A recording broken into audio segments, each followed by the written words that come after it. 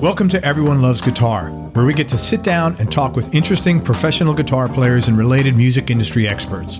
If you love playing guitar, stick around. You're in the right place. Hey, this is Craig Garber from Everyone Loves Guitar, and if you're a guitar player who's looking to make some more money, then listen very closely to what I'm about to tell you. If you're a guitar player, or any other kind of musician for that matter, or if you know a musician who wants to make some more money without having to tour or go on the road, or put up with any of the other BS musicians normally have to deal with, then you need to download this new special report about how to make a small fortune by licensing your music.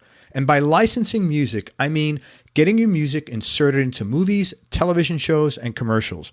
The report is less than 20 pages long, and it was written by Mike Elsner, who I interviewed in episode number 167 of this show. Mike's been doing this for over 14 years, and he's had over 2,000 songs licensed at this point in time. That means he's getting paid to license almost 150 songs per year. Now, keep in mind, most successful career musicians don't get paid for 150 songs in total over a 30 or 40-year career. Yet, Mike's getting paid for this on an annual basis. And the cool thing about this business is that you can run it from your own home studio, and you'll never have to deal with ivory tower record label executives telling you what to play and how to play it, and no shady managers or unethical business people telling you what to do either.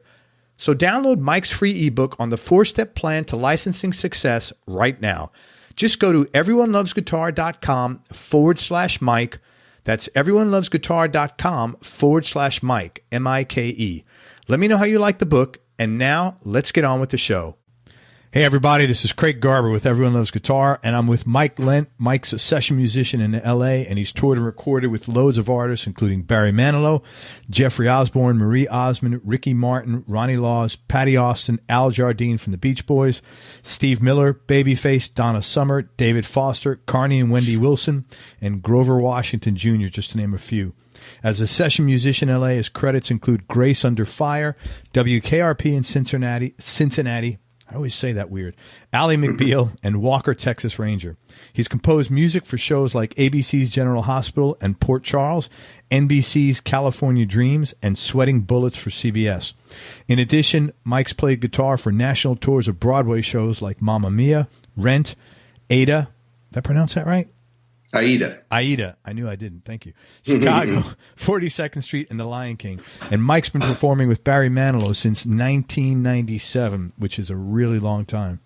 His TV appearances include The Today Show, Good Morning America, CBS This Morning, Tonight Show, Conan, Rachel Ray, Martha Stewart, Jimmy Kimmel, Ellen DeGeneres, Larry King, The Wendy Williams Show, The Late Show with Craig Ferguson, and Dancing with the Stars.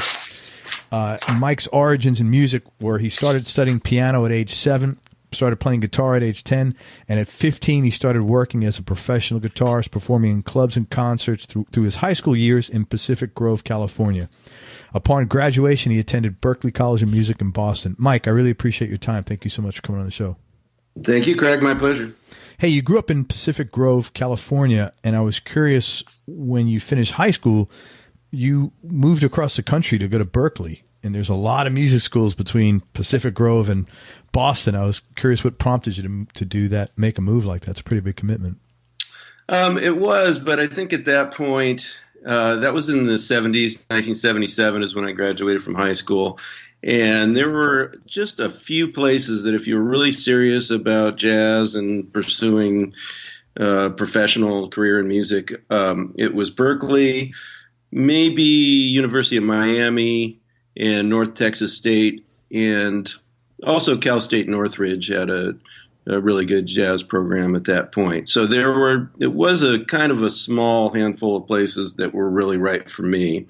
And I think by the time I was ending my junior year into my senior year of high school, I was pretty clear that that's what I wanted to do. Yeah, and you didn't to go. I'm sorry, go ahead. No, go ahead. I'm saying you were comfortable. That's not only like distance wise, but like, I would imagine the culture of the Northeast is probably different than where you're at in California.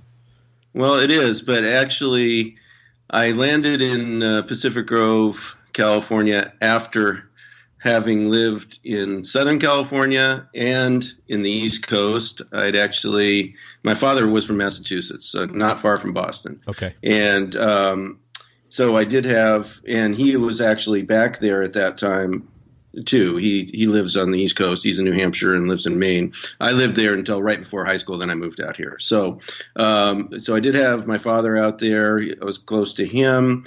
And, there were other people that did it too. I had friends from California that were going to Berkeley also. Some of my best friends there were also just kind of on their own in Boston, LA, California guys. And people went there from all over the world. A lot of my friends were from Japan, from Germany. It's very, very international. So it was an interesting place to be at that time. Yeah, man. What was the are you still in touch with some of your classmates there, or did you hang out with any players that some of the listeners might know? Yeah, one of the first guys I met was Hendrik Merkins. He was a great alto and tenor saxophone player, actually plays it all, but he was in Chick Corea's band for a long time. Of course, has a great solo career.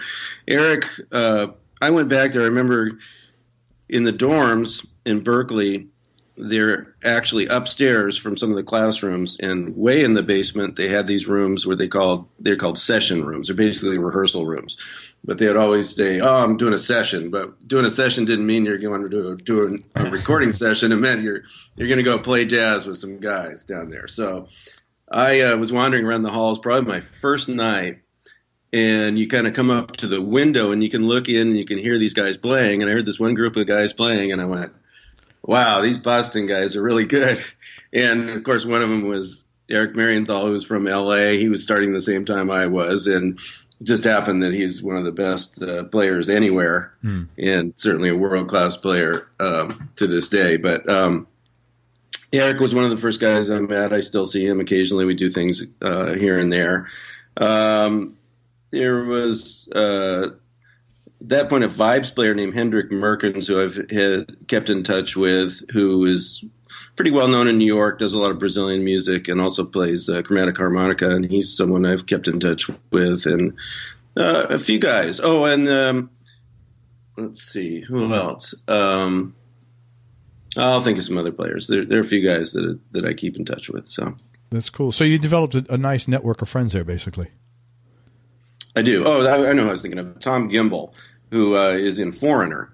And he's someone that I just saw last year, went and saw Foreigner. He's been with Foreigner for about 20 years, plays sax and guitar and sings. And he's had an interesting career. We were kind of best friends toward the end of the time that I was in Berkeley. And he went on to play off-stage keyboard, sax, and some vocals with Aerosmith for years and years. Wow. So kind of this big rock gig where he wasn't actually on stage, and then he went from there to Foreigner, so and where he's very featured and on stage, and he's been doing that for a long time. So he's someone that was a good friend of mine at Berkeley also. Is that a 2-year program, Berkeley? It's a 4-year program, yes, but okay. Most of the people that I knew didn't hang out the whole time. For me, it was 3 semesters. The same with Eric. We did 3 semesters and then kind of, went other places. I ended up going back into LA after that, and going to Cal State Northridge and auditioning for the A band there, which is their best big band, jazz band in the program, and met a lot of people there who still are in the studios in LA, and so that was a good educational thing too. So Cal State Northridge, what came after that? Did you go right into session work, or? Well, I was there for a while. I started to work in L.A., and I was really young at that point. I was 20 years old, and, I really expected things to happen very fast. I met some really good players. I saw a lot of music. I got to know a lot of the people that were, working in L.A., and got to play with a fair amount of them. I got a lot of experience, but I think, after a couple of years of being there, I got some offers back up in Northern California. I really wasn't probably ready for a full-on studio career in L.A. So I went back up to Northern California, and it it turned into a really busy time where I was playing a lot. I got a lot of experience. It's a smaller area, but has a lot of good musicians, and I was able to get into something where I was playing 6-7 nights a week, popular groups, people lining up around the block to see us play and playing our own music. And that gave me, really a long period of time where I was getting just a lot of playing experience that you don't necessarily get in a place like LA, where you're kind of going from one thing to a really different thing to something else. And it's great, but you don't get that just playing with the same guys all the time thing very often in a place like LA. So by the time I went back to LA in the late 90s, not late 90s, late 80s, I really was completely ready to kind of dive in and do everything that I ended up doing. So it's interesting that you were playing your own music at that young of an age. That's a pretty cool thing. Not many people get to do that. No, it was a great experience. It really was. We were writing, we were producing our own records, and so I got a start with production and engineering and that kind of thing at a pretty young age, and that's something I still am very involved in. So it was great. Yeah, it was a great time. Very cool, man. Hey, I want to ask you about some of the artists you've played with, and maybe for each of these folks, you could tell me, share with us how you got the gig and the nature of what the work was, and if you have any cool stories about working with them. The first would be Jeffrey Osborne. Yeah, Jeffrey's a great R&B singer, great pop singer, just a great singer in general. And he'd been someone who I had always really noticed and been a big fan of. I can remember, kind of driving around this area at one point and hearing, I think it was On the Wings of Love or something, and kind of trying to sing along with it. And I remember this very clearly going, you know what, that's a singer and I'm not a singer. And I loved his solo albums. He'd been with LTD and done the, hits like Back in Love and things like that. And, I knew of his solo work, and I was a big fan of those records that he did with George Duke. And I had moved back to L.A., and one of my good friends who had moved down from this area and done very well is a bass player named Larry Antonino.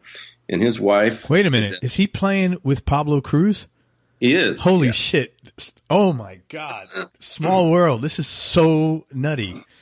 Do you know who Rich Herring is? I don't think so. Okay. No. Rich plays lead guitar for Little River Band. Wow. This is so bizarre, man. So Rich is a guy who lives in Nashville. I interviewed him. They were playing down here in Tampa. And he said, Craig, do you want some tickets? So he gave my wife and I a couple of tickets to come see him play. Great concert.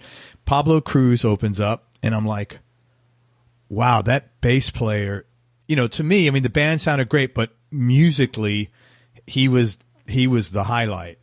So they're breaking down the set at the end, and I walked over to him because he gave us some pretty good tickets, and I just walked over there and I said, hey, how you doing? I gave him my card. I said, I'd love to interview you. And I was like, this was not too long ago. The guy hasn't called me or anything, but I remember him. Wow, what are the odds, man? I'll tell him to call you. Because, yeah, tell him to call me. He's had a great career. He's done a lot of great stuff, and we go that's nutty back as far as he can go. Almost. He was the first time Larry ever moved out of his parents' house. He moved in with me, and I had talked him into quitting the band that he was in and joining a band that I was in. He grew up about 40 minutes away in Santa Cruz, California, and I grew up here, of course, on the Monterey Peninsula, and so I was in a band, he was in a band, and we started playing then. But he was, he moved down to L.A. before I did. I had been down there before, but I was still up in Monterey at that time. When I moved back down, he, of course, was one of my best friends at that point, and has been, forever. So his wife had heard that there was an audition for Jeffrey Osborne, so I wanted to get in on that. I kind of had to, find out some information, do a little detective work, and find out where the management office was, drop off a tape, some house in Beverly Hills. And sounds like a drug deal, not a it was really. I mean, I certainly wasn't invited to audition. Put it that way. Yeah. I wasn't known. I knew players and I'd done some things, but I hadn't done. I wasn't one of the guys that's going to get a call for it. So I was, I got a call and I was able to do it, and it was this was the first really big kind of audition scene that I'd been through, and really one of the only ones that I've seen like that. They had a rehearsal studio in the Valley booked for about a week, and every day, starting on Monday, every half an hour or so, they'd have a new full band come in. They were replacing everyone, so they had keyboard player, keyboard 2, because the musical director had already been hired. Keyboard 2, percussion, drums, bass, and guitar were all being auditioned. So every half an hour, a whole group of these guys would come in and play as a group, and we were told to learn, 4 or 5 songs. So they'd rehearse them. All these guys, everyone in LA was outside. Guys from Tower of Power, a lot of guys that I knew, all kinds of players, and great bass players, great keyboard players, everything. So I came in, and did my audition. They did callbacks on a Friday. I got called to do a callback, came back, and then I think late Saturday night I got a call offering me the gig. So that was it was a big deal. I think a big part of it for me being ready for that is I was super prepared for it. I really studied the songs. I really learned the songs. I learned all the parts that were on the record, and I was also a fan. So it wasn't hard to kind of pretend that I was into the music, as I was. And I still work with Jeffrey. I worked with Jeffrey for 7 straight years from 1990 to 1997. 97, I started doing Barry Manilow, and I was able to do the gigs with both those people for about a year. And then I kind of had to, make a choice about what I was doing. Barry's was a pretty big gig. We were working more at the time doing, big tours. And I kind of had to, take off from Jeffrey at that point. But we've kept in great touch. A couple of years ago, I did another tour. It actually was Al Jarreau's last tour. They were doing a co-headliner thing with Jeffrey, and it's still great. So it's been many years that I've been working on and off with Jeffrey, and one of the great singers. I've never heard him sing a bad note in 28 years or whatever it is, and one of the greatest guys, and it really opened up a lot of doors for me. After that, that's when I started to get session work, because the people that I was playing with, it kind of people started calling me because they'd seen the band or they'd heard that I was doing it, and it kind of really opened a lot of doors for me. So it was a great thing. Well, one thing that's really interesting is that you've had these musical relationships for a really long time, and that's not really that common. Yeah, I think, there are a group of us that kind of grew up around the same time. When I was, teenager into my early 20s, I was always playing with the guys that were a lot older, and they were really in a different generation, and they influenced me and gave me, kind of an idea of what you could do as a musician. So they were definitely role models, both good and bad, I think, on how to become a musician and what kind of careers you can have. So I had this idea that, being a studio musician and touring were the things that I really wanted to do. And I got that from older guys. But then there was a group of people that were more like around my age. And that would be Larry Antonino, guys like Shem, guys, we talked about Shem Buntrek, and now with Toto. He's one of those guys around the same age. Yeah. And so there are a group of us that have known each other now for a really long time. And we've done a lot of gigs together, and we've done tours together, a lot of sessions and all these things. And most importantly, we've been friends for a long time. And I think that's really an important thing it's the best thing you can do as a musician, to make good friendships with people that you have a lot in common with musically. Yeah. But I mean, to have this longevity, I mean, it's probably a function of both you and the actual performer, because, you know, as far as I've seen, like, people are constantly changing out. You know, they get a new producer. Okay, time to clear house. You know, oh, let's have all women in the band, or oh, let's have all young guys in the band. And, you know, I think it's great that for whatever reason, man, you've been able to, you know, I think it just says a lot about both you and obviously the relationship you have with these people, but the stability of the people that you're working for, like Barry and Jeffrey, you know.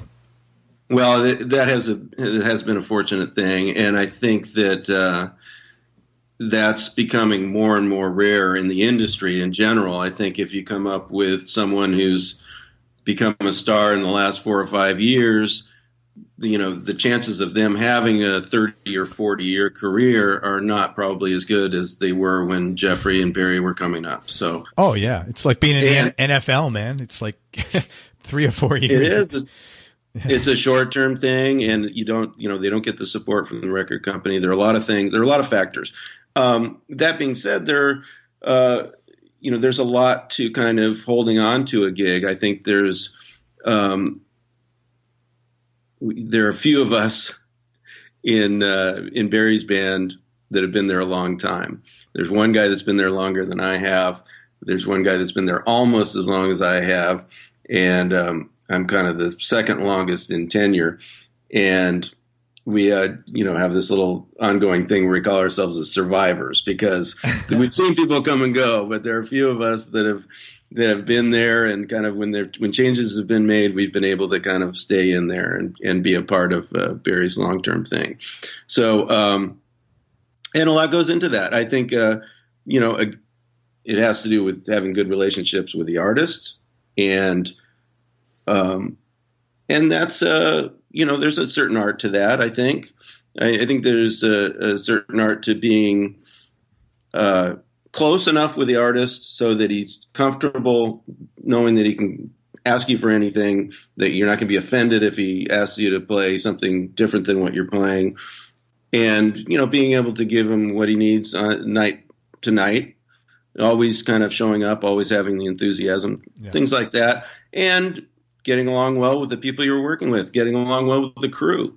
When it came to, I was, by the time 1997 came around, and I was asked to come audition for Barry, and that was a much smaller thing. That was a handful of guys. That wasn't the kind of cattle call that I'd been through before. That was maybe 3 or 4 guys got called. And went over to the music director's house and kind of just read through the book. And then I was asked to do that.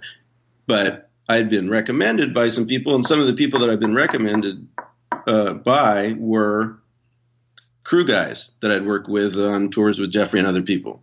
He's easy to work with. So it's important to get along with the crew and the management, all those things. And some people don't do that as well as others.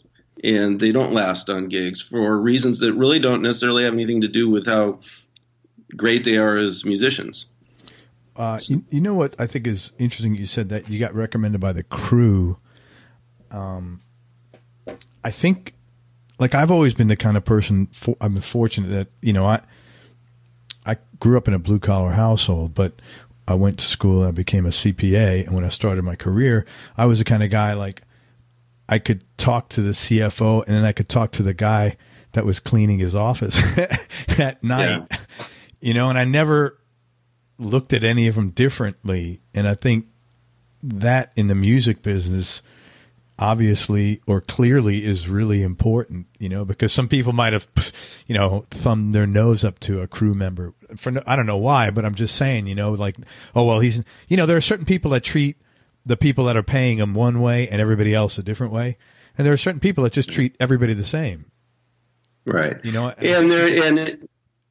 true. And it's possible, it happens on tours because you have different travel schedules, because you're spending more time with certain people than others. And on big tours, when you have the crew and the band, there can be a separation and things. I've seen things get dicey in those relationships. So it's, it's important to be able to kind of get along with people across the board, make sure you're taking care of everything that you need to do to be professional. Certainly, I'm very involved in making sure all my guitars are set up and, the amps are sounding the way I want them to and all that. You can take what you do seriously, but still, be respectful of everyone that you're working with, and that's important. Yeah, that's really cool. I have to ask you, I want to talk about Barry, but man, I got to just ask you, you work with Steve Miller for a little bit. I think you did some studio work for him. Well, yeah, actually, it was a very short thing, but very cool. And this goes back to working with Al Jardine. Al Jardine, original Beach Boy, great guy, lives in Big Sur, which I know you don't know a lot about California, but Big Sur is about 26 miles south of where I am in Carmel. And it's this beautiful kind of right on the coast on these big rolling hills, small town, not even really a town. It's just kind of a little area. And he came up here, I think in the 70s at the kind of peak of Beach Boys fame and fortune, and built, bought a bunch of land, built a studio in one of the existing, I think it was the original town hall in Big Sur. Anyway. Wow. That's that's a lot of money to come in and do something like that. Yeah. So it's called the Red Barn. And Al did a solo record, I think it came out in about 2010. And so I got called to do that. And it was just one of the best projects. It was really like, kind of like the way they used to do albums in the 70s and the 60s, where you go down and everyone's together and you're kind of working for days and days, weeks and weeks, making a record. And the guests he had on the record were, Neil Young, Flea played bass on some stuff, and Steve Miller, the guys from America, and Glenn Campbell is one of Glenn Campbell's, toward the end of his recording career, and I got to play on tracks with him and that kind of thing. But some of those guys, like, they went to Neil Young's house to record his stuff. So I played on tracks, and he was in the headphones with me when I was singing with him and playing with him, which is great. But we weren't in the studio at the same time, and that's kind of the typical way that most things are these days. But with Steve, he came down and basically spent a full day down there. And the way the studio's set up, there's a big room where the drums were, the big grand piano. I'm not sure if we had organ or something else in there. Vocals were done in there. And then there's the control room. And then right off the control room, there's this room that's the guitar room. And just to tell you a little bit about that, it's got, if you look up in this room, there's this kind of shelf, and you see all these guitars and guitar necks sticking out of there. And it's pretty much every guitar that was ever used on a Beach Boys record. I mean, you pull these things out, you pull a case out, and it's the 12-string that they played on California Girls in the original recording. Wow. This is the bass that was on all the 70s recordings. It's amazing. So that's in there, and all these amps that they have in there. So Steve Miller is in the room with me, and we've got a chart for this, and we're doing a remake basically of Help Me Rhonda, which Al was the original singer on with the Beach Boys, and this was a version that Steve Miller and Al were going to sing together. So Steve is great guitar player, has been playing forever, but he's not a reader. So part of what I did was teaching him the song, which was so cool. And he was just the coolest guy. So we're in there and we're kind of working, picking guitars, picking amps. He had his own guitar. He had this little kind of, I think it was a Fender that he had helped design that was very light and kind of all set up for his specs. But he had that, but then we were kind of picking and choosing, old Fenders that were in there. So we pick guitars. And what did you wind up picking, if you remember? I think, Al has an old Fender Strat. I'm not even sure what year it is. It's an old white one, and it's and I played it on a lot of that record. I think on this one I ended up on this song, I ended up playing one of my guitars. I have kind of a Charvel custom shop Strat that I ended up playing on that. But I think we played through a Fender Deluxe or something. Like an original? Yeah. That's pretty cool. So it was great stuff. So we recorded, had a great time, recorded a rhythm track, and took our time with it. It was kind of, I remember being a long thing, and we'd go and listen in the room, and Steve was just, great to hang with. We were sitting there, talking about stuff. Well, let's change this, let's change that.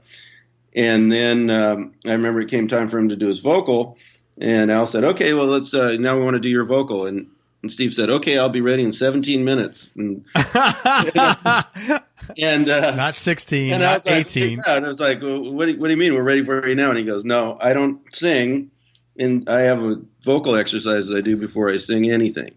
And he has he got out this whole tape on his computer that he sing his warm-up exercises, and he will not sing a note until he does that. And he does the whole thing. He's been doing it for a long time, and it's just very disciplined and very impressive. He did that. He's completely ready when he's done with that. Sang great, played harmonica on it. We did a whole video. There's some video on YouTube of this whole making of that. It was pretty fun. What's it called, man? That'd be worth looking at. The making of Al Jardine? I think there's a link on Al Jardine's website, and it's Help Me Rhonda video. Anyway, so that was it. I didn't, I was never in Steve's band, but I had a great time working with him. And at the end of the session, somehow he had gotten a ride down there and didn't have a ride back, so I ended up driving him the 45 minutes back home and just talking and having a great time. So it was definitely a great hang. That's really cool, man. Very cool. Now talk about Barry, because you've been with Barry, I think, 21 years? 21 years, yeah. That's longer than most marriages would ever last. You know that, right? I do. It is a long time. Yeah, I thought it was, I was coming up on 20 years, and I thought, oh, no, there's no way this could be 20 years. I think, it's been great. And as I said, some of the other guys have been there a long time. Most of the people in the band have been there about 14 or 15 years now. It's been pretty stable since then. And so it's been great. Barry is an amazing artist. He's had just an amazing career. I mean, right from the beginning, he started out, being an arranger and a producer in New York, in the jingle scene and the record scene and all that in the early 70s, and was very respected in that scene.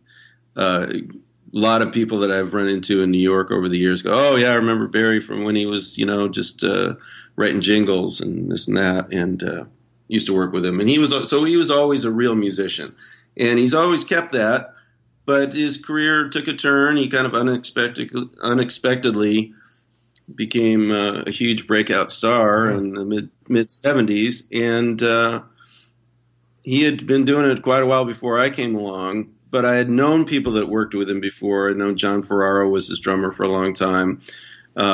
And I knew that it was a serious gig. I knew that it was not just some kind of lightweight pop gig that maybe some people thought it was. And it's not at all. He's a very serious musician. It's very demanding.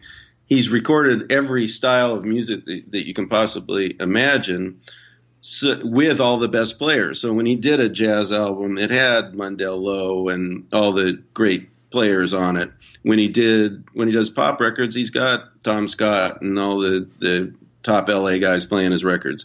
And so he doesn't, it's not okay to just kind of be good at one thing and play with Barry. It's not going to work. You have to be able to read. You have to be able to kind of, adapt to whatever it is that you're doing that day. And it could be anything. But the guys in the band are, besides being some of probably my best friends in the world after this long, are such good players that we rely on each other so much, and we have such confidence in each other that it's really a special situation. As you pointed out, there aren't that many situations in music where you could be together with a group for this long and, still be doing it and still, feel great about it, still be excited about the music from night to night. He mixes it up. He's got a certain number of hits that, of course, he's got to do every night. but even those change over, the months and years. We have different arrangements of them. It's always changing, and we have hundreds and hundreds of songs that we've learned and rehearsed with him over the years. They're part of his catalog. So, it's been a special thing. The guys in the band are great. He's amazing to work with. He's inspiring. He's tireless, and he's still going strong. And we took a little time off about a year and a half ago, where he really kind of took a break for about 9 months, which is longer than he had for a really long time. And he came back out of that just really ready to go and anxious to keep performing. And so we've been going out. We just did a run through Florida. You were down here? Yeah, we played in Sarasota and Fort Myers and Jacksonville and Hollywood. So, do you do records with him as well as touring? You do. Yeah. When he records, a guy like him who's such a good songwriter and who is not a newbie in the studio, I mean, he knows what to do. Does he produce his own albums, or is there a producer? And if there's a producer, does a producer really tell Barry, well, you need to change this up? That's an interesting question. I've done probably about 9 records with Barry over the years, and they're all a little different, but ultimately Barry's the music director in the studio. He's the real producer. He's the one that has to be happy with it, but he does have producers that work with him. We've had famous producers. Phil Ramone did one that was an amazing experience. We've done the big recording sessions at Capitol Records where we have, full orchestra recording at the same time, and things like that. With Phil there, Phil Ramone was, of course, very famous producer, done so much in his career. He was more involved in kind of keeping the energy of the session going, keeping things light. He was telling a lot of stories in the control room. Not really, he'd be listening to takes, and he'd sometimes be the one to tell you, yeah, that's it. That's good. That's the take. But ultimately, musically, Barry's process is he'll sketch out arrangements for songs, and then he'll work with an arranger. And he has some great arrangers that he's worked with over the years. A lot of really famous arrangers, Don Sebesky and people like that. And their job is to kind of realize the vision that Barry has of that. So they'll do all the fine points of it. Barry's not going to sit down and orchestrate, for a full orchestra. Sure. But he'll write all the lines. He'll write all the lines they're playing, and he'll do all the broad strokes. And if there's one note that's not the way he likes it, he'll go back to the arranger. I think it's a hard job for an arranger because he's had some pretty incredible arrangers who work with him, and Barry will let them know if this isn't exactly the way that he's hearing it.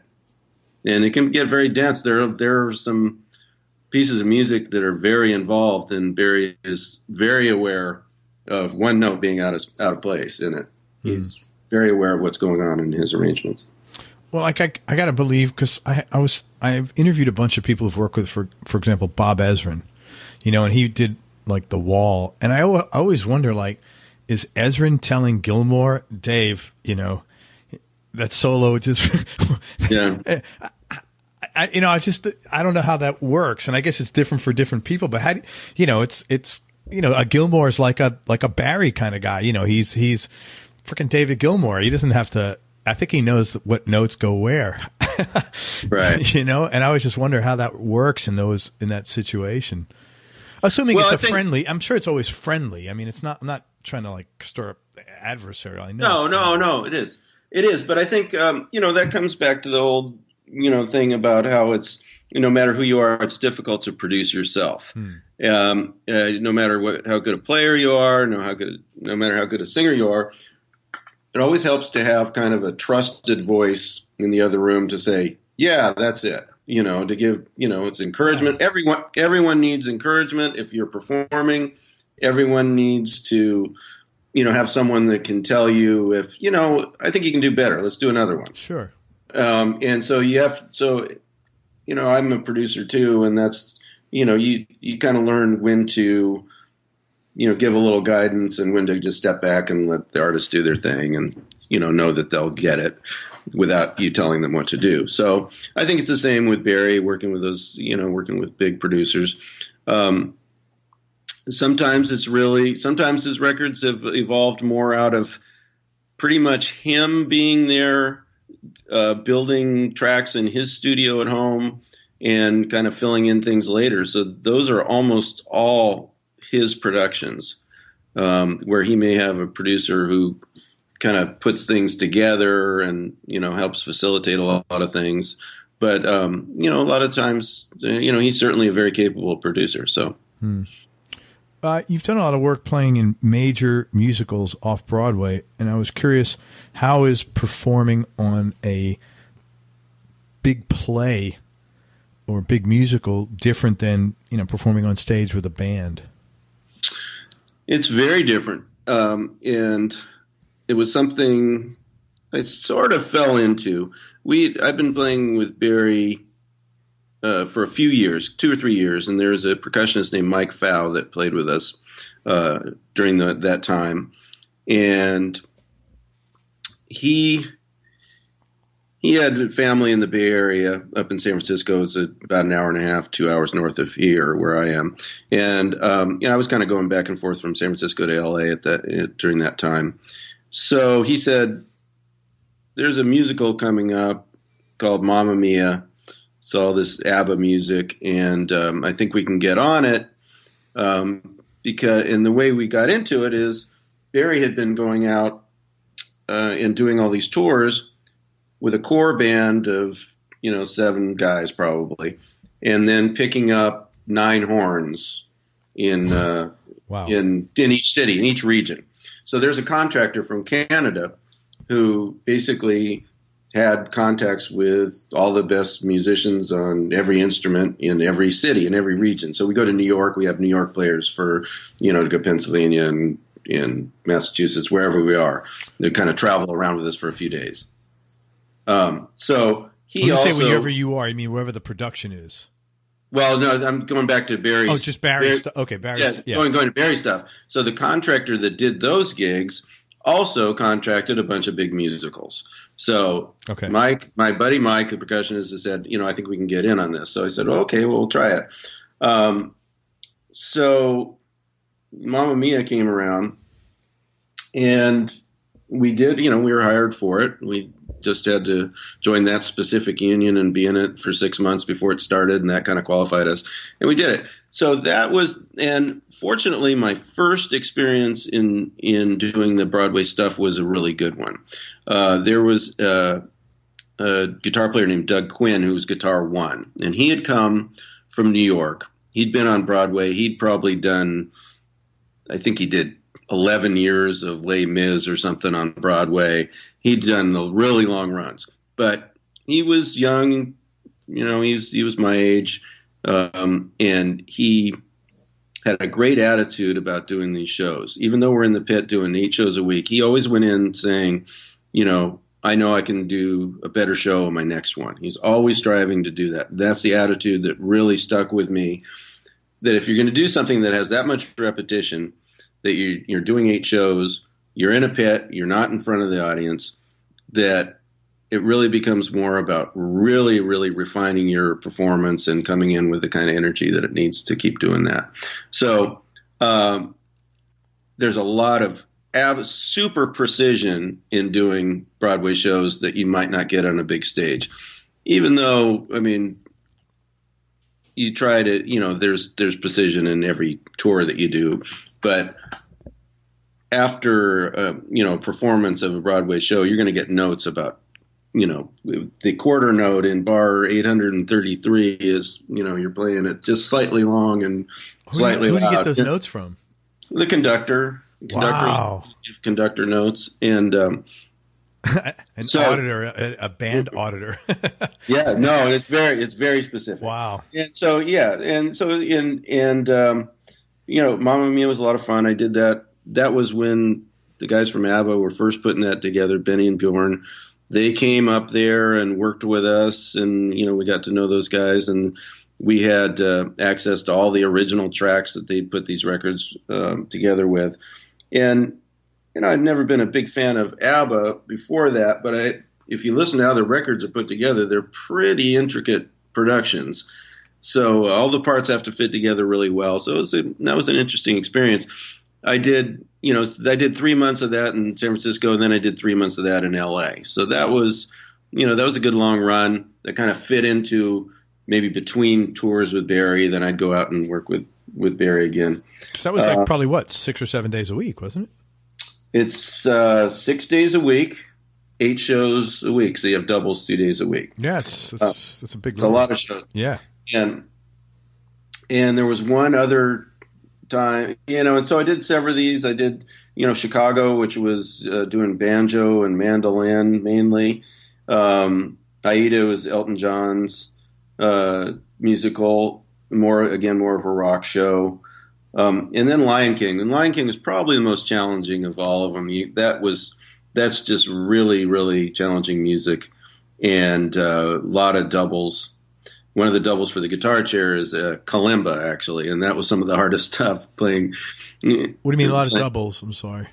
Doubles are the different instruments that you play on a Broadway show. In other words, you get paid more if you play electric guitar plus acoustic guitar. Sure. And if you play nylon string guitar, that's a second double. And if you play ukulele, that's another one. And kalimba, in this case, the African hand drum was, or finger piano, whatever you call it, was another one. So learning those things, that there's a certain amount of work that goes into learning a show like that to get to the point where you can memorize enough of the show so you can actually look at the conductor while the show is going on, because the tempos will change from night to night depending on who's on stage and how fast the dialogue is. A lot of things, a lot of variables. So I'd have to say, even though I started that fairly late in development of my career, that was probably, I probably was in right around late 30s, around 40 by the time I started doing that. But really learned a lot from that experience of, musically, it really kind of stretches you to do some things that you might not ordinarily do in your everyday music career. Which is great to get paid it's like getting paid for tuition in a sense. Well, it is. You learn a lot. You're working with very good musicians. A lot of these guys are fantastic musicians in these orchestra pits. I just did, and most of the time it is in the pit. And that's, I didn't have a problem with that. I was fine being down there and not being on stage. There's something that's kind of, just very steady thing. You have pretty much your days free to do what you want, do other gigs or whatever it is you're doing. And you come in and you do the show, and it's a very regular thing. It's one of those rare kind of jobs you have as a musician where it's, hey, I have a routine going here. This is what I do. I can count on this. This is what it is. So it's nice in that sense too. This last year, I hadn't done a show for a long time because Barry went through a stretch of 10 or 12 years where we really didn't take more than a couple weeks off at any one time in that whole period. But I had a 7-week period last summer, June and July, and I got called to do a show in San Francisco that was called A Night with Janis Joplin. And it was a really fun show. It ended up working perfectly into my schedule. And that was with the band on stage. And it was at the ACT Theater in San Francisco, which is a very respected theater, great theater company. And there are two guitars and a full band on stage with 3 horns, I think. And the cast was Casey Clanton did Janis Joplin. She was the lead, and she was amazing. There are 3 or 4 other girls that sang that were amazing. And that was a lot of fun. That was really much more like being in a rock concert every night. Yet it had the kind of precision and everything else that goes along with a usual Broadway show. The difference in this one, though, was you had to memorize all the score and all the underscore and everything because there were no charts on stage. So where in the pit, you're usually, even if you've kind of played it a lot of times, you're still following the chart. Here, it was all committed to memory. So that was a different kind of challenge, but fun. Did you get to play what was the guy's name? Peter something was her guitarist, I think. She had a couple of guys, and they were kind of, the 2 guitars were kind of,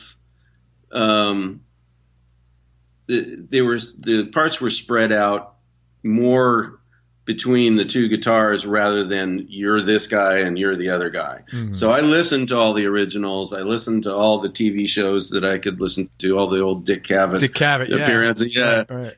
And all that stuff. And she had some good players. Yeah. And the guys from Big Brother and the holding company, a couple, the guys that are left, or the bass player, I guess, is the guy still around. He was there opening night. So these guys were kind of coming in and checking things out. So it was interesting. It was different. Good players. There was some really good, intricate lines there, especially like if you look. I know that the one opening line of Summertime, I think it is. Right. Yeah. That's not an easy line. It was pretty creative to come up with that whole, it's sort of like chromatic, if I remember correctly, and very cool. It's a very cool part. Yeah, that was that was one of the things I had to play. And tricky thing about that was not that it was the hardest thing in the world to play, but memorizing it. Yeah. Because every little detail of it had to be perfect to fit in with everything. So. And it's not a short 4-bar. It's a lengthy intro, all guitar, man. It is, and it's different. Each time around, it's a little different. Yeah. So, that was a memorization workout for sure. That's cool, man. Well, that's good that you got to do that. Let's talk about gear for a few minutes. Well, actually, let's talk about growing up, and then we'll go switch over to gear. You grew up in California, in Northern California. That's in Pacific Grove. Is that Northern California? I'm sorry, I'm just like an idiot with California stuff, man. It's technically called the Central Coast of California. So it's the Monterey Bay area. It's where Carmel, Pebble Beach is. If you've ever seen the golf tournaments on TV, it's that, right? Those really scenic golf courses right on the ocean. It's that area. It's a beautiful area. I went to I went to high school here for 4 years in Pacific Grove, which is right on the water. Small town, but there are quite a few musicians that have come out of this area that are, good musicians. So, I had a pretty good, some pretty good role models in that sense coming out of here. Good childhood? Yeah, it was great. What kind of work did your parents do? My father's an artist and art professor, and great artist, still around. Both parents are still around.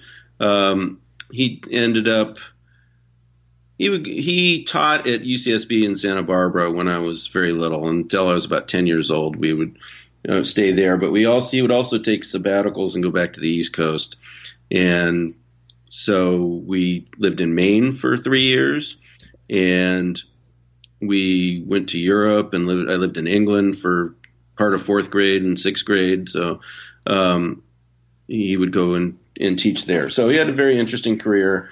My mother was a teacher too for part of that time, and also an artist. But after when I was around about 12 or 13, my parents split up, and my mother, being from California, decided that she wasn't going to stay around in Maine. So we came out to California. She had my grandmother lived close to here.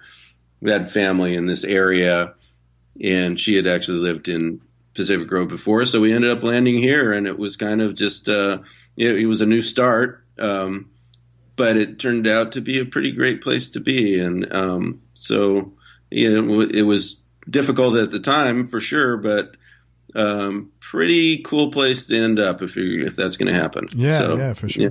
Well, it sounds like you had a lot of good experience too, like living in England. I mean, I think that's like I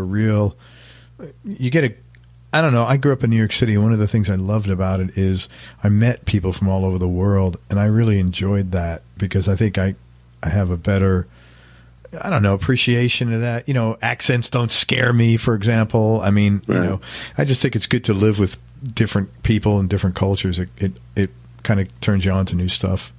Oh, it's great. And as you said, the East Coast is a lot different than California. And so I was happy to have some of that experience living in the East Coast, living in the Boston area, living up in Maine, having spent time in New York. All those kinds of things were great. And England was great too. And that's one thing that Barry's done. Barry kind of plays in most states in the U.S. and has huge crowds everywhere here. And then in England, all over the U.K., he's enormously huge. That's, his fans there travel all over to see him. So we go over to England maybe once a year, at the most once every 2 years. So I've spent a lot of time over there. So it is nice to travel over there, having had a childhood experience there. I think it adds something to that experience.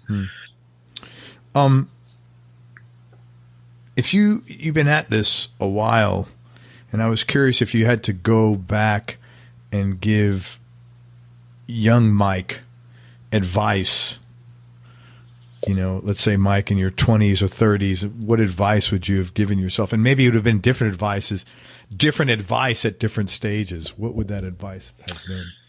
Yeah, that's a tough one because I think, it's easy to kind of fall into a thing where you say, God, if only I had done this, or if only I had, I thought of buying Apple stock when it was $10. If only,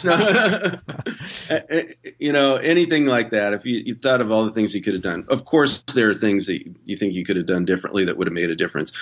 But ultimately, at some point, if you end up in kind of a good place where you're happy with where you are, you're healthy, you can look back and see a lot of that you've had some great experiences and you continue to have those, then, the other way of looking at it is that everything, including the mistakes that you've made, led to where you are. And it's all part of that.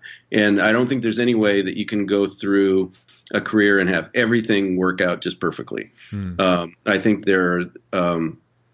I think that you learn from things that don't necessarily work out well, and it all comes together. But, that being said, I have a stepson who's a bass player, and he lives back in New Jersey. He's moved back there and kind of making a career for himself. He's 30. And so for the last 10 years, I've tried to, give him advice when I can about what to do. So, we talk about those things. I think about that, about what it is to have a career. I think when you go to music school now, there's more of some kind of interest in teaching kids about the business of music. I think you go to Berklee now, it's a much different place than when I was there. I think people are teaching people about publishing and writing and, record contracts and all those things that actually making a career. When I was doing that, there was not much information about those kind of things. So it was really kind of figure it out as you go. And for all of us in that generation, I think, there was, we didn't know a whole lot about, real music business things. We kind of learned as we went. So you learn that along the way. I think the kind of philosophy that you have, or that I had, was that you just take everything that you possibly can. You just say yes to everything and keep busy and, just try that. That's how you do it. At a certain point, you maybe get a little more selective about what you're doing and try to focus on things that are maybe going to be better in the long run, or end you up in a better place. I think in terms of advice, I'd say it's really important to write music a lot. And it's something that I've done, but I probably would have done more of it at a younger age and kind of got more involved in, trying to be, songwriter, as opposed to the musician. And I would advise all young players to do that, to get, to be a writer, to be, to give yourself a shot at the kind of things that can give you some, kind of long-term income and long-term, involvement in a different part of the industry. And recurring revenue as far as. Yeah, exactly. Yeah, exactly. So, and I think that, there was this kind of blind ambition about being a studio guitar player when I was coming up. I don't think that exists in the same way now for young guys coming up, because it's not really as much of an industry as it was. In the 70s, there were guys that you could look to. There was, Larry Carlton. That guy's a studio guitar player. Right. That's what he does. Lee Ritenour, that guy's a session guy. These guys, Lukather's coming up. He's a session guy. That's what he does. He plays on all these records. That's a career that you can have if you're good enough. You can do that. Now, there are a couple of holdovers from that generation. Although none of those guys do sessions. Lukather hasn't done a session in years, and he'll be the first one to tell you that it's not he doesn't get any calls to do that. He was one of the, he was playing on 10 records a week that were, number ones. It doesn't exist in the same way that it did at that point. But when I was coming up, that was something you can say, oh yeah, that's something I can point to. Now, over the course of the, into the 80s and into the 90s, what happened with all those guys that were those top players is that they either branched out and did solo careers, or they became writers and producers like Jay Graydon. I mean, that guy was writing huge hits for Earth, Wind & Fire and things like that. He was a session player, but it wasn't just that. If you're just there were some old school guys like, Tommy Mottola, or no, not Tommy Mottola. What is that? Who has Tommy Mottola? Those old guys. Yeah, he's ass. Yeah. But those guys for their whole career, the Wrecking Crew. That's what they did. Yeah. Those guys. That's what they did. They were. It was like a 9 to 5. It was like a. Almost kind of like a sort of blue collar job. They'd go in and they'd be in the studio and they'd do that, and that's what they did. And, so there are guys that kind of did that for their whole lives. But I think a lot of people realize that they're playing all these hits, and the guys that are really successful in that scenario are the guys that are the artists or the songwriters. It's not necessarily the studio musicians. So I think, it's a very ambitious thing to want to be a studio musician, and there are guys that have managed. There are guys that are my age and even younger that have managed to really stay in LA and make that a thing. Certainly guys in Nashville. Not too many guys in New York anymore that do that, I don't think. No. But certainly guys in Nashville and even they're able to, Muscle Shoals to a lesser extent, but there's not only a small handful of them. Right. I met some of those guys at the NAMM show a couple of years ago with the Tom Anderson booth, and hung out with the guitar player that had done a lot of stuff there. Yeah. There are these little pockets of things that you can do that. And certainly, for me, my time in LA, it was in the 90s. So I was still in on some of that. I was able to have, even though somewhat, certainly very anonymous compared to the Carltons and Lukathers of the world. But, I was busy doing a lot of TV shows. I had TV shows every week. I had young producers that I worked with and who would hire me for everything that they did. So we were doing movies and TVs, and I was getting a chance to write some cues for things and getting into that. And kind of during the 90s, there was still some of that. So I had that experience, and it was great, and it was challenging, and it was a chance to do really what I had thought was the coolest thing to do in music. I think over a period of time those things have changed. Now when I do sessions, it's pretty much me. Someone sends me an MP3 and I put tracks on by myself. I engineer myself, and that's the experience of it. I still do it, but most guys are doing it that way. Yes. 100%. Well, it's too. You got to be a little more fair to yourself, if you don't mind me saying. You said I was not as visible as Lukather and Carlton. Like nobody except the 99% of the other session musicians were not as visible as those guys. I mean, you can make a really good living as a session player back in the day when you did that, and it, like you said, it's just not around now as much. It's funny. I apologize. Go ahead. No, go ahead. I was saying, even in Nashville, a lot of guys are just doing tracks from home. Sure, absolutely. And you just got a core guys that are kind of like our age group that are holding the fort down. A couple of young guys, but for the most part, it's changed, as you said. Yeah, it's a different thing. So I think if you're a young player coming up today, that might not be I think some people might still see that and go, yeah, I want to be a session player. The reality of how many of those guys are going to fall into that, I think certainly there are people that are preparing well to do that and are getting very good at a young age at doing that. But, it is a changing world. There's more production that you're doing on your own. There's more you recording your own parts. There's more, I think during that time in the 90s, we saw it go from, 80s into the 90s, going from all analog recording into like the very beginning stages of digital recording before that really sequencing, I would have a little small Mac where we were sequencing drum parts and things attached to a reel-to-reel deck with SMPTE and recording tracks for TV. I did a bunch of tracks for General Hospital. That was one of the gigs that I did.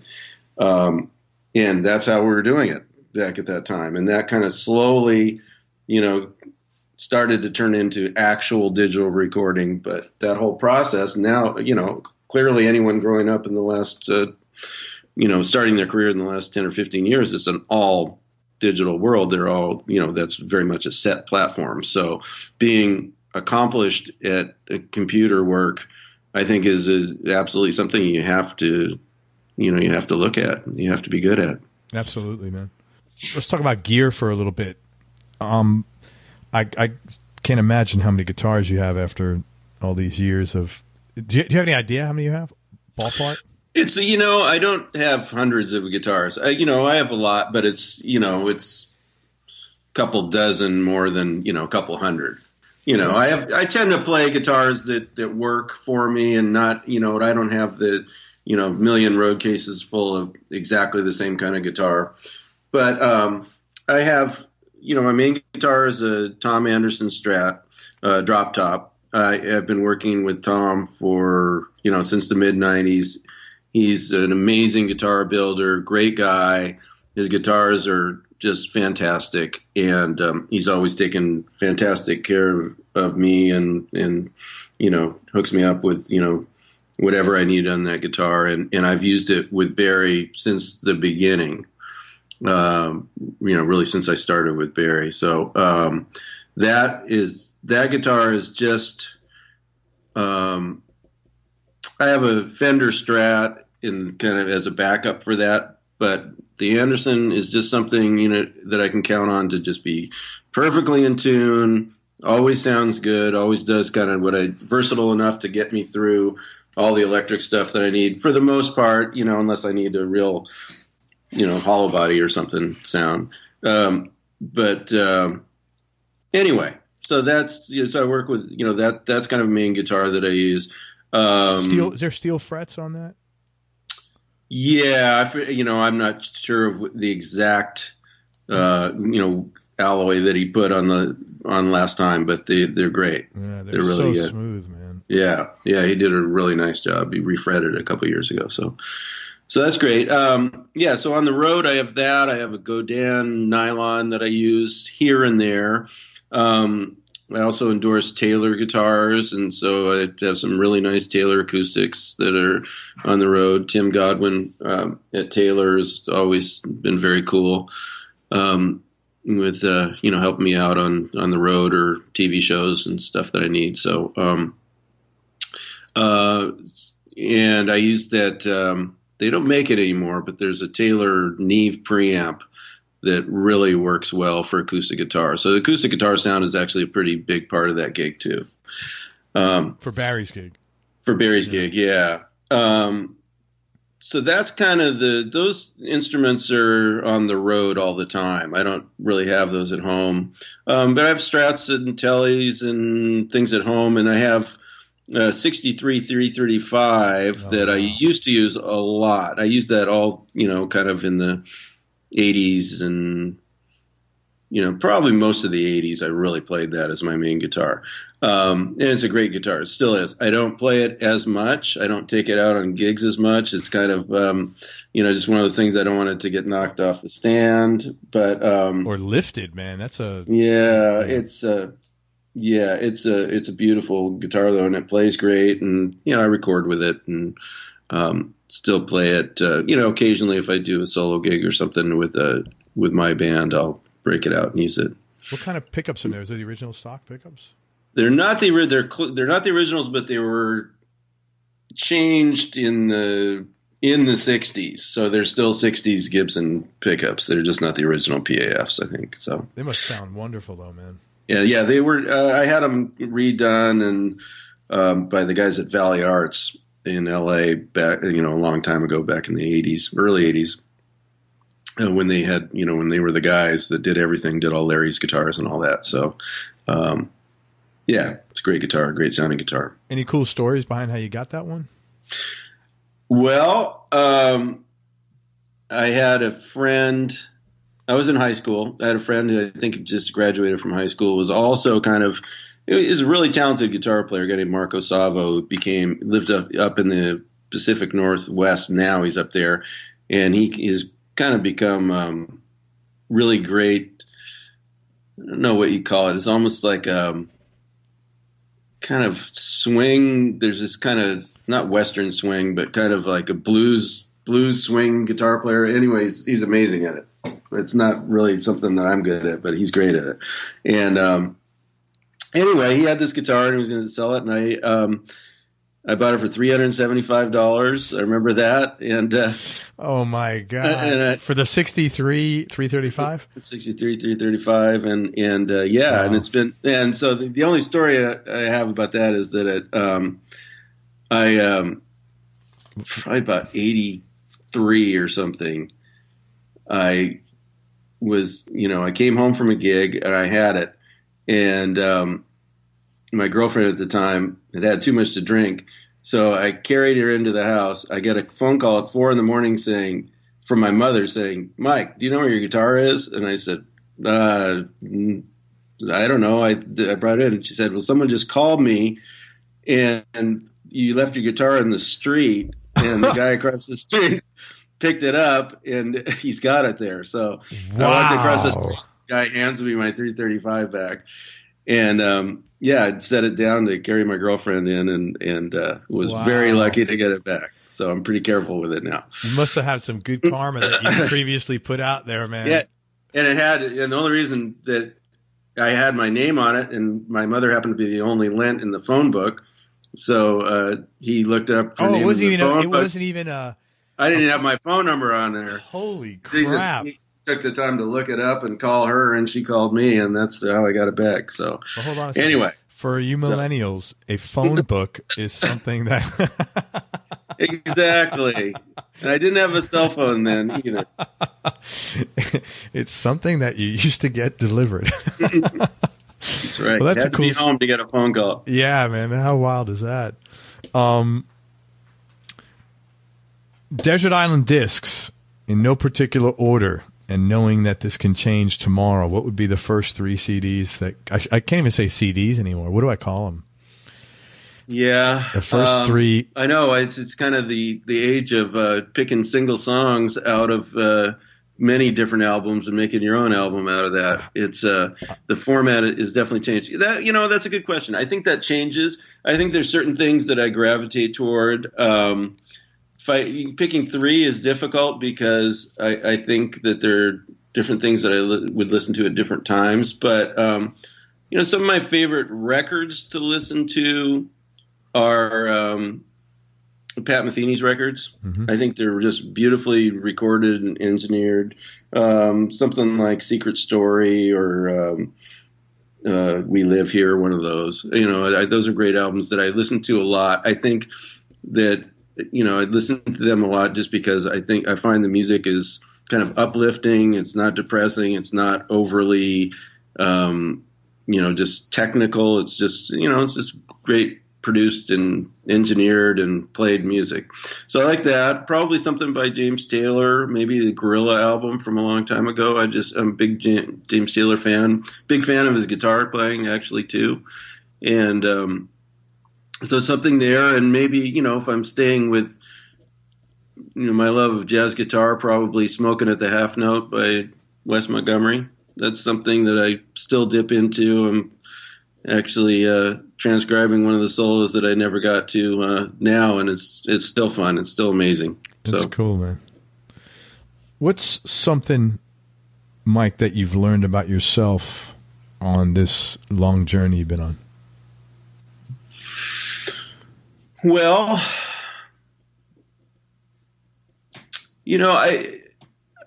that's a deep question. It's a tough question.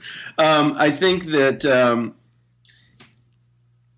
if there's something that, that I'm happy about that I've done, is that I've really, I've kind of stuck in there with something that I really love. I've been very dedicated to being a musician, and that hasn't changed at all. It's not, certainly not something that, I knew I was dedicated at a young age, but I've had that. It's a lifelong thing for me. I don't think that that's necessarily the case with everyone that gets into music or has talent in music. So, for me, it's kind of, seeing I've been able to see the benefits of really being dedicated to something and seeing that as a lifelong thing. There's no beginning point. There's no end point to it. There's not ever a point where I'm going to say, yeah, I'm satisfied with where I am and what I've done. I think it's always, that you have to kind of just keep going, and think good things will happen if you do that. So with that in mind, let me ask you this then. What is it you get emotionally out of this guitar thing that allows, that keeps that dedication afloat? Because, there's good times, bad times, and I think there has to be something in it for you. You're not doing it because you like the way the instrument looks, because it's, the highest paying job in the world. What's the drive there for you? I think it all has to do with the music. I think that you have to, I think really to be a musician and to be that for life, it can't even really be a choice. You can't be someone who goes, I'm going to decide to be a musician. I think you almost have to have no choice.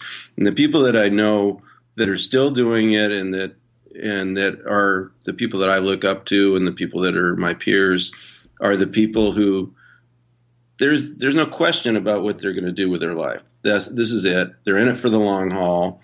And they're going to keep doing it, as kind of as long as they're around. It's going to be something that they keep focusing on and keep wanting to get better. I think the rewards are, I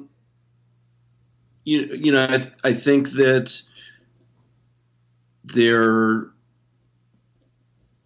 if you look at just playing a show or playing a gig, and it could be any kind of gig, I think there are a few moments during that whole gig that are the moments that really make it something really special.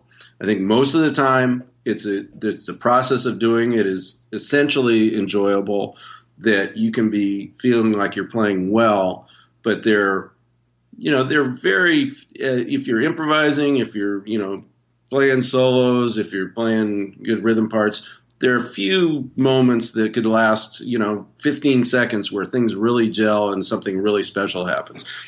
Those kind of moments, even though they're brief, are the ones that really, I think, really sustain you in the long run, because those are amazing things that happen. But along the way, I think you get enjoyment from being dedicated to a craft and being able to, kind of perform at a level that you feel comfortable with. I think there is the pursuit of getting better is something that keeps you going too. For me, that is, I always feel like, there's a lot of stuff that I can get better at. And that's one thing that really keeps me going. Thank you for answering that. That's a tough question. I appreciate you answering so honestly. That last thing you mentioned, the pursuit of getting better, keeps you going. I feel the same way about like various business things I'm in, and it's a weird thing. I don't know. It's like going to the gym almost, which I also do. It's like it's an isolated thing in a way. It's like because that right. measurement is in our own heads, which is what's really weird. Like getting better according to us, but like the guys that are, really like sort of the type A people in general. And I'm sure you're like, doesn't your bar, like you get better, but then you get another bar because you want to get more better, quote unquote, It's a funny absolutely. thing. It's a really funny thing. Tell me something about yourself people would either be surprised to hear or might find a little odd. I don't know about, let's see, that's a tough question. Well, the other thing that I'm really involved with is being a tennis player. So people cool. might not know I'm do that, but I'm really dedicated to that. It's something that I spend a lot of time working on, and I have the same kind of feeling about that. I'm always still trying to get better. But I was a junior tennis player and kind of,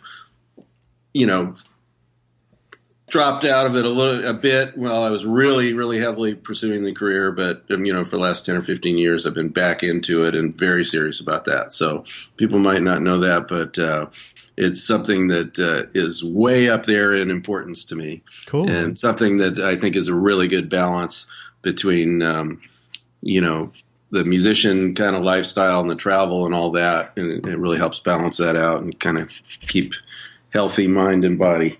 Well, not only that, you talk about, the health component. I mean, you get to our age, man, you look at some of the people that you grew up with and you're like, wow, like when did you stop giving a shit about yourself? And it's just like, you have energy when you were, I don't know about you, but I'm definitely a hell of a lot more energetic than because I do stuff like that and I work out and like, I never think about the thought of like, oh, I can't do that physically, whether it's like going hiking or going to an event or just hanging out with my kids.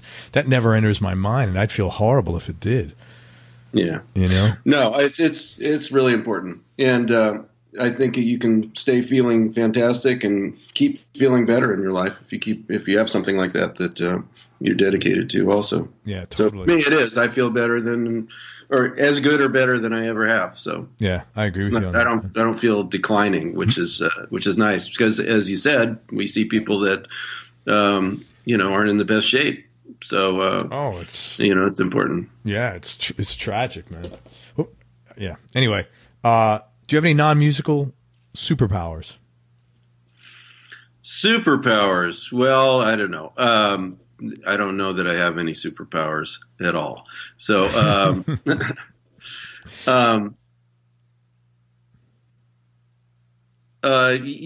would, again, I'd go back to tennis. That's the thing that is really my other thing that I'm really dedicated to, and that I feel like I can do at a pretty high level. So, I'm just ask you two more questions, man. I really appreciate your time. What's the toughest decision that you ever had to make, or the hardest thing you ever had to do? Well,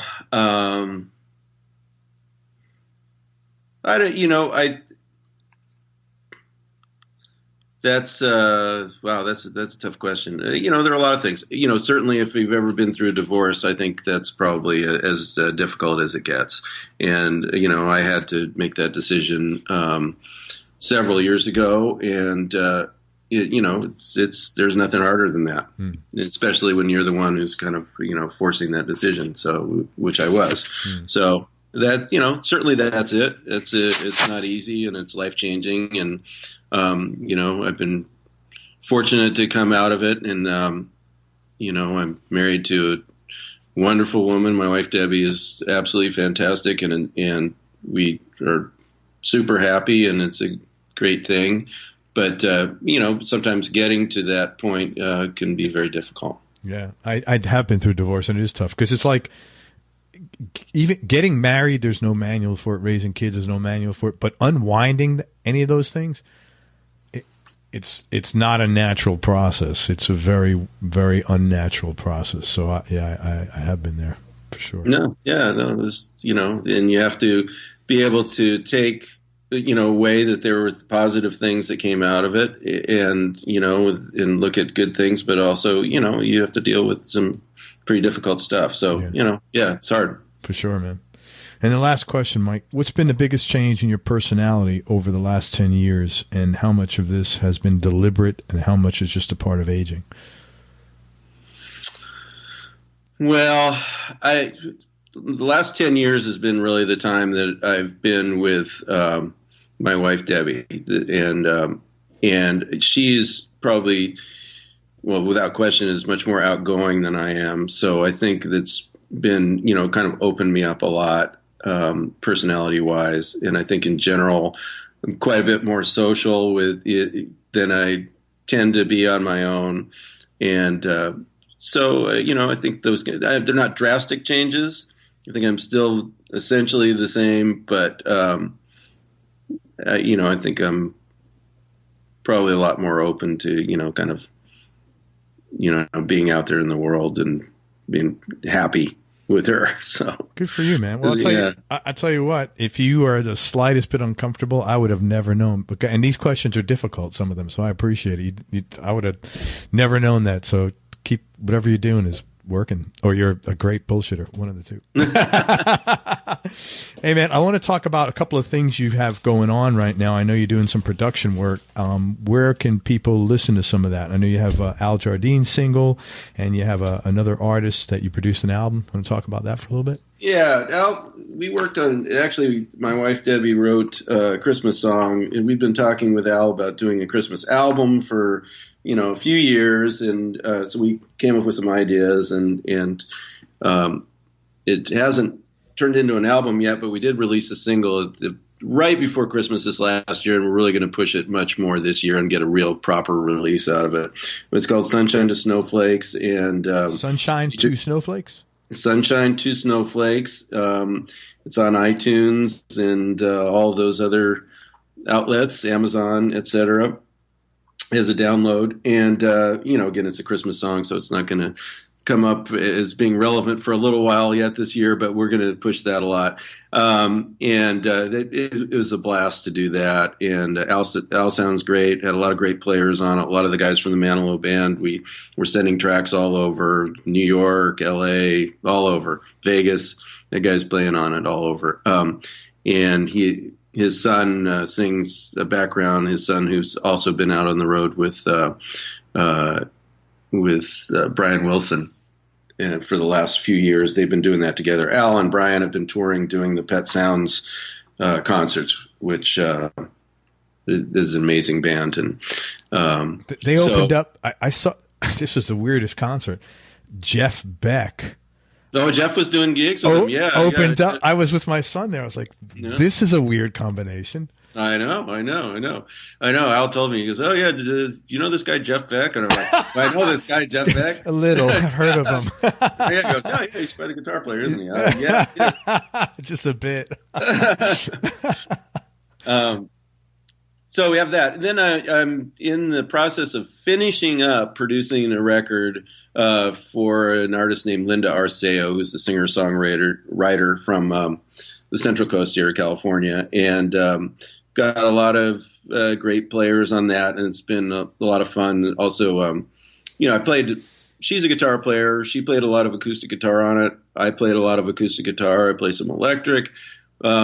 Mainly arranging and producing, is the big part there. I play when I have to, but I've also we brought another guitar player named Tom Ayers, who's fantastic and very different from me, and got some great performances out of him. So we're kind of finishing that up. Got a few tracks to put on, but it's getting down to the wire. So that'll be coming out in the next couple months. Awesome. And it's Arceo, A-R-C-E-O? A-R-C-E-O, Linda Arceo, yeah. And what kind of music is that? Well, she's an acoustic guitar player, singer, songwriter. It ventures into rock, a little bit into, slightly country edge of rock a little bit, but, a lot of cool tunes. There's some, I wouldn't say it goes as far as really to being in jazz, but, little sort of, some quieter stuff with, acoustic piano and guitar and a lot of instruments like that. A little bit of Latin stuff in there too, but nice combination of stuff and just good, strong songs. So like maybe contemporary pop? Is that a big? Yeah, sure. Cool. Everybody check that out, and that'll be out in the summertime or late summer? We're looking for, I think an August release. Awesome. So check it out. It's Linda Arceo, A-R-C-E-O, and Mike produced the record. And check out Al Jardine's Christmas single that Mike did. Mike's wife wrote. It's called Sunshine to Snowflakes. And one of these days I'm getting my solo album out. So I'll let you know. Good. I would love to promote it, man. So that's awesome. Listen, thanks, I can't thank you enough for your time, man. I really appreciate it. You're a super cool guy, and been real nice getting to know you. Is there any final words of wisdom? Just keep doing it. If you love music, it's something you just have to stick with. And as you said, things can go up and down, but a lot of good things can happen if you stick with it. I've had a really wonderful career. I've been able to travel all over the world and meet really quite a few of my heroes, a lot of my guitar heroes, a lot of music heroes, and if you stick with things, good things can happen. Absolutely. Well, thank you so much, man. I really appreciate it, Mike. Everyone, thank you so much for listening. I hope you enjoyed this interview as much as I did. Thanks again to Mike Lent for spending time with us. Please check him out. His projects, Linda Arceo, is an album he's producing and be out this summertime. It's contemporary pop. And check out the Al Jardine single he produced that his wife actually wrote. It's called Sunshine to Snowflakes. And then send him a Christmas thank you after you listen to it if you can find him online. Go to everyonelovesguitar.com. Sign up to get notified about future episodes along with early product announcements and discounts. And remember, happiness is a choice, so choose wisely. Be nice, go play your guitar, and have some fun. Till next time, peace and love, and I'm out. We hope you enjoyed this show. If you did, subscribe to the Everyone Loves Guitar podcast, and you can do this online at everyonelovesguitar.com or on iTunes. And if you like the show, please leave us a 5-star positive review. The more 5-star reviews we get, the higher our show ranks, and higher rankings mean we get to continue speaking with cool, interesting guests on our show. We'll see you on the next episode, and until then, keep playing your guitar and have fun making music.